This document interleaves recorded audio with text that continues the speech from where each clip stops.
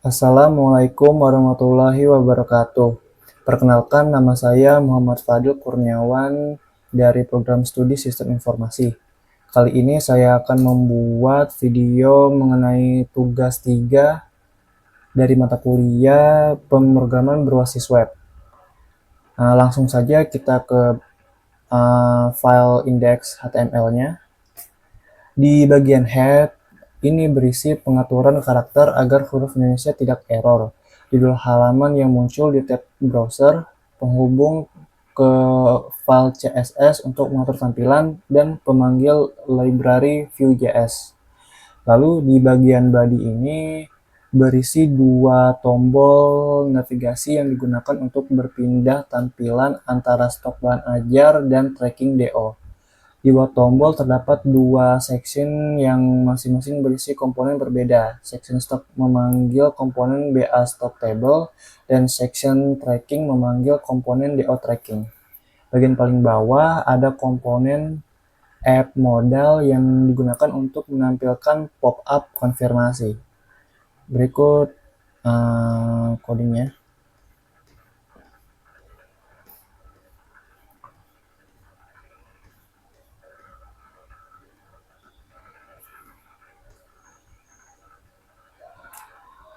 Lalu kita pindah ke app modal.js. File ini berisi komponen modal untuk pop-up konfirmasi. Komponen ini memiliki data visible untuk mengatur tampil atau tidaknya modal, message untuk menyimpan pesan yang akan ditampilkan, dan resolve untuk menangani aksi setelah pengguna memilih. Ada metode open untuk membuka modal dan menerima pesan. Metode OK untuk menutup modal dengan nilai true, serta metode close untuk menutup modal dengan nilai false. Lalu selanjutnya di bawahnya ada DO tracking.js. File ini berisi komponen untuk halaman tracking DO. Di dalamnya ada data seperti daftar DO untuk menyimpan semua data pengiriman, search untuk pencarian, selected paket untuk paket yang dipilih, dan form DO untuk menampung input form. Lalu ada watcher yang memantau tracking data untuk memuat data awal dari JSON, dan watcher selected paket untuk mengisi total harga otomatis. Lalu ada computed next nomor DO untuk menghasilkan nomor DO otomatis, dan daftar tampil untuk menyaring data berdasarkan pencarian.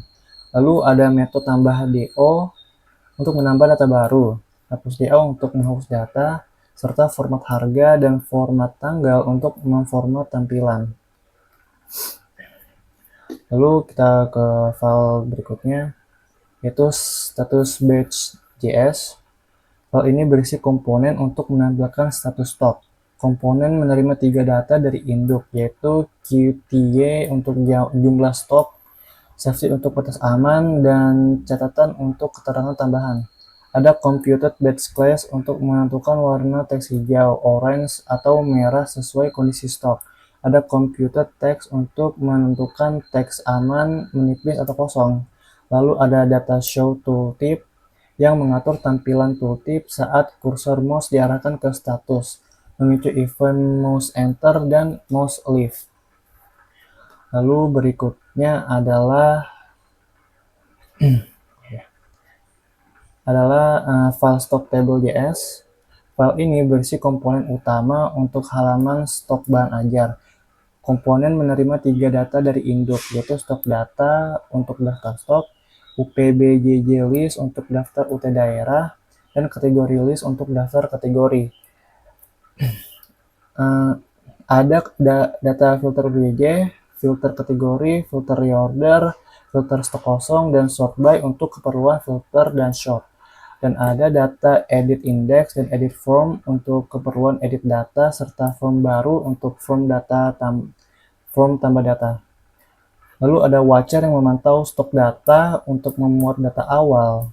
Ada computer kategori list filter untuk menampilkan kategori berdasarkan UT daerah yang dipilih, dan data filter untuk memfilter dan mengurutkan data stok.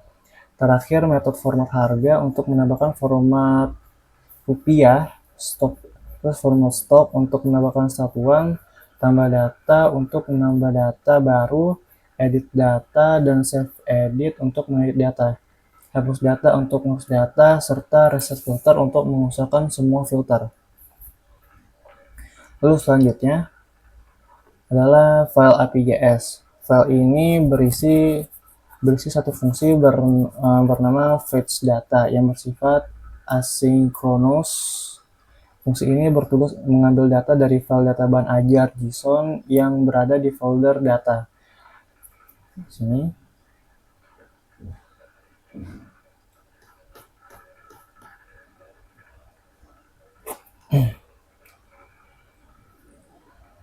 Proses pengambilan data menggunakan perintah fetch. Jika berhasil, data akan dikembalikan dalam format JSON. Jika gagal, akan tercatat error di konsol dan mengembalikan nilai kosong. Fungsi ini dipanggil oleh app.js saat halaman pertama kali dimuat.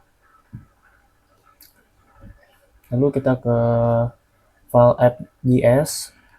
File ini merupakan inti dari aplikasi Vue. Di dalamnya terdapat instance Vue yang terhubung ke dalam elemen hashtag app di halaman.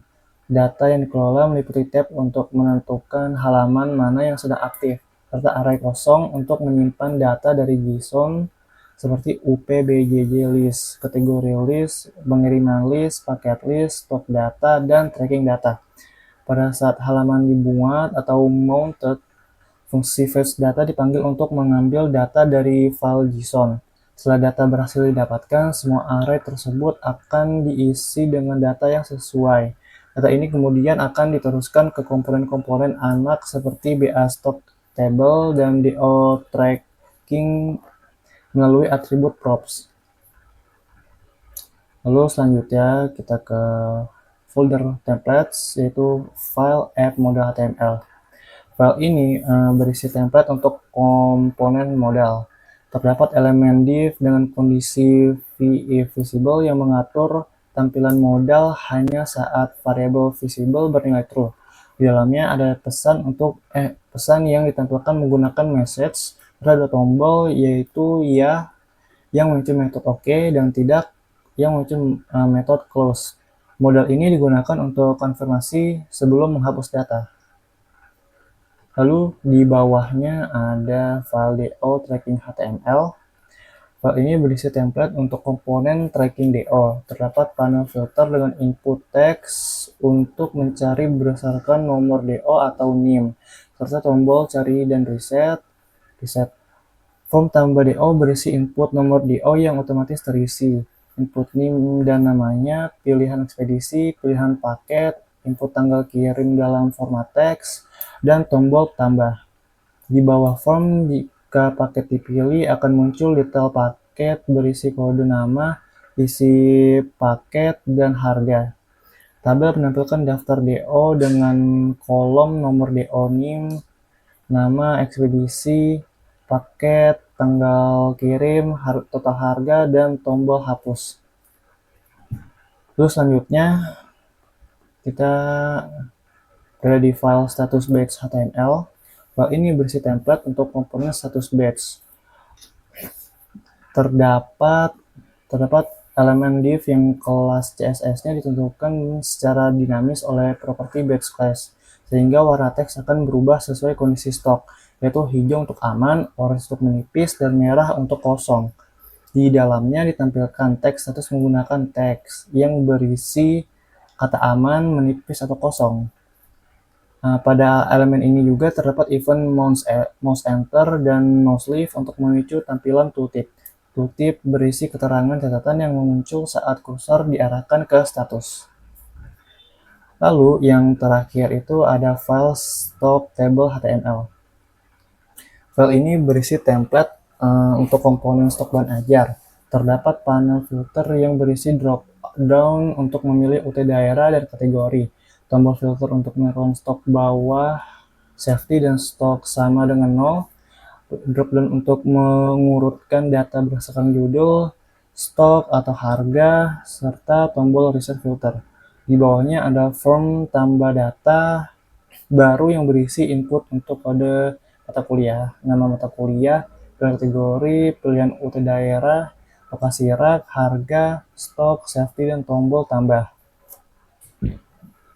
Form ini juga mendukung event keyboard enter untuk menambah data. Selanjutnya ada tabel yang menampilkan data stok. Setiap baris data memiliki tombol edit dan hapus.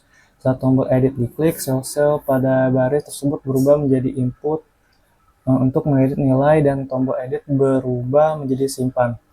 Kolom harga menampilkan angka dengan format rupiah. Kolom stok dan safety menampilkan angka dengan satuan buah. Dan kolom status menampilkan komponen status batch yang berisi teks aman, menipis, atau kosong beserta warnanya.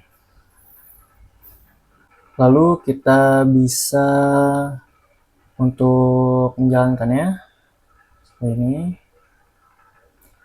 Nah, berikut adalah tampilannya. Di stok bahan ajar ini, di kotak pertama, kita bisa men-short atau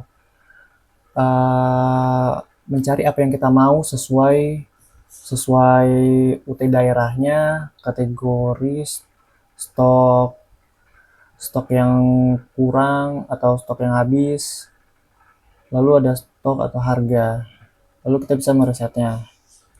Misalkan saya mencari Jakarta deh, Jakarta, kategorinya kebetulan ya, kategorinya wajib semua. Terus ini harga ya, harga paling murah ini ya. Oke, berikut adalah hasilnya. Kita bisa short atau mencari apa yang kita mau melalui kotak ini. Lalu kita bisa meresetnya. Lalu di kotak kedua ini terdapat tambah data baru. Kita bisa menambah data kita sendiri ke dalam tabel ini. Kita contohin saja.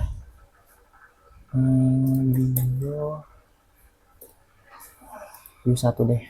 Namanya pemrograman berbasis web. Lalu kita bisa pilih kategorinya seperti ini. Kita pilih Jakarta, lokasi raknya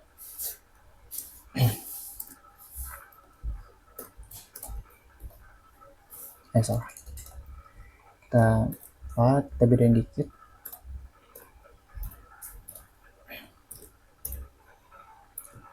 Di sini harganya kita bisa buat, kita akan masukkan 50.000 ya. 50.000. Stoknya misalkan 0. Safety-nya di sekitar 5. Nah, kita tambah. Nah, ini data yang barusan kita buat. Oke. Oh, maaf. Ininya harusnya 50.000 aja, jangan pakai titik. Nah, di sini stoknya 0, yaitu kosong. Kita bisa hapus ya. Salah.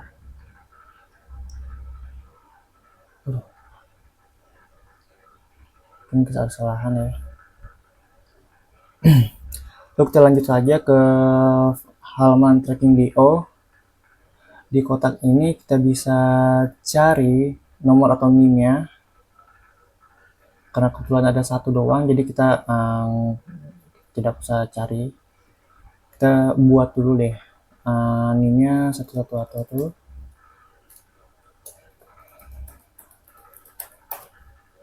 Namanya Fadil. Oke, ekspedisinya ini aja, paketnya aja 2026. Kita asal aja deh. Oke, kita tambah. Ini ada detailnya. Kita bisa cari sini, misalkan ya, nah, terdapat sini nih, kita mencarinya. Dan sekian tugas dari saya. Maaf jika ada kata saya yang keliru. Wassalamualaikum warahmatullahi wabarakatuh.